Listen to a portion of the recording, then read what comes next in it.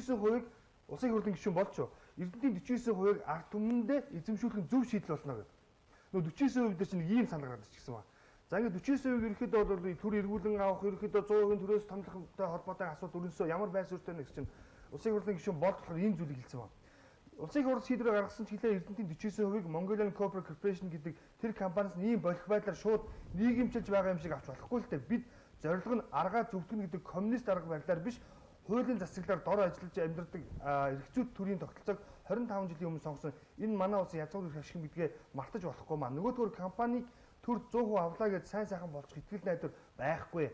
Харин ч эрх мэдлэгүүдийн идэж уух савны хэмжээнд томорч байдгийг бид харж байна. Эрдэнэтийн олон дарга захирлуудын цалин хангамж шахааны талаар манай хэвлэл мэдээлэл 90 сурвалжиж одоо гаргаж тарьж байгаа нь сайн хэрэг. Чонны амнаас гараад барын амд орлоо гэдэг шиг хууль бусаар авсныг залруулж байна гэд улсын нэрээр хулгайчдад дураараа тонгочих ирэхгүй гэж байна. За тэгээд тэгвэл энийг яах боломжтой вэ гэсэн чинь энэ дэр гэж байна. За ерөнхийдөө Монголын төр эдгээр компанитай хилцэл хийж тооцоо нийлэх зарчмаар Эрдэнэтийн 49%-ийг буцааж аваад улсынхаа бүх ард түмэнд хувьцаа болон эзэмшүүлэх бүрэн боломж бий. Боломжтой төдийгүй заавал хийх ёстой ажлыг нэгнэ гэж байна. Ингэж оролцогч нь аль альлаа ашигтай ард түмэндээ хожоотой байдлаар шийдэхгүй бол бид нийгмээрээ намаараа талцаж үзэлцээд энэ асуудал хизээч үр дүнтэй шийдэгдэхгүй. Сонгуул болгоны сэдэв болж ирэх барьсан нам нь одоо янз бүрийн аргаар шийддэг бол сайлын үнэ маань хэрүүлэн ялан болж дуусна гэж.